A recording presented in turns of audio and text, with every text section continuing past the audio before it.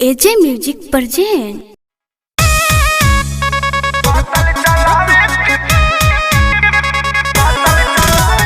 Presented by Mahadev and Films.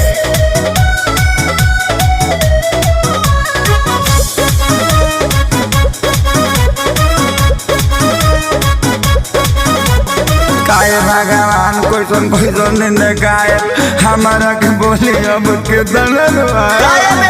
Depression में आ गया काहे भगवान कैसन दिन देखाए हमारा के बोली अब के तनहरवाए पवन में चमिले रौरा हमारा बाराबादी में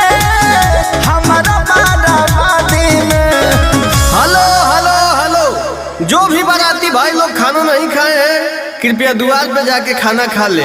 ए भाई, हाँ ये गांव के हुआ? हाँ ये का करे के बा बोल अरे तो करे के का बा, बरतिया है लियावा खाना खियावा। काहे भगवान तू कैसन दिन देखौलो हमरे के, अरे जोरे मन रखो नी। चलो चलो पतल लियावा। आज पतल चलाए के पराता हमारा अपने लभर के शादी में। आज पतल चलाए के पराता हमारा अपने लभर के शादी में।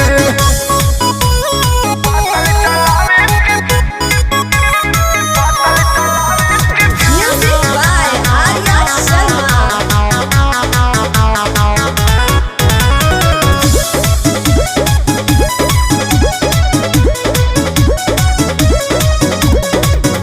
बने वाला रहनी हाँ जवाना कसैया, ई साला बुझता रे लड़की के भैया। टेंशन मत लीजिए, गलत फैमिली हो गया होगा। बने वाला रहनी हम जवाना के सैया, ई साला बुझले लड़की के भैया। लागी कोई लोग हमारा लभ के आजादी में, प्यार के आजादी में। का भाई, हमरा पतल में के पूरी खत्म हो गइल बा, तारा लौकत नहीं खे। लौकता जौन देर तौन खइब। अरे तनी पानी वाला के भेजा भाई, पुलाव दो तनी, एने पुलाव दो। पुलाव पुलाव पुलाव पुलाव। ए भाई दुगो पूरी दो एने। तीन कोड़िया सिंखला खइब। ई कौन आइटम है यार? आज पतल चलावे के पराता हमारा अपने लभर के शादी में। आज पतल चलावे के पराता हमारा अपने लभर के शादी में।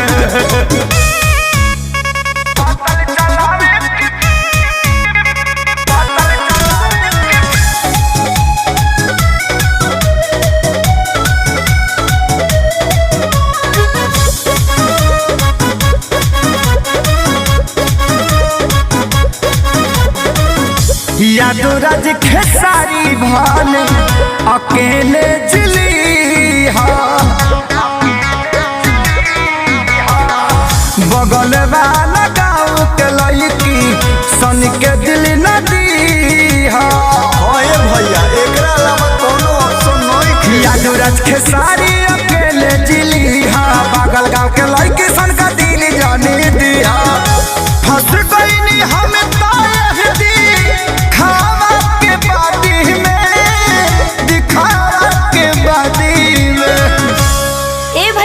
थोड़ा आइए ना, इधर काम है, आइए ना। ए भाई तारा के बोला कि जाना। नहीं भैया, मैं आपको ही बुला रही हूँ। हमरा के? हाँ। का भगवान अब कतना बुरा दिन ले जाइबा हमार। बता दी आज पतल चलावे के पराता हमारा अपने लवर के शादी में। आज पतल चलावे के पराता हमारा अपने लवर के शादी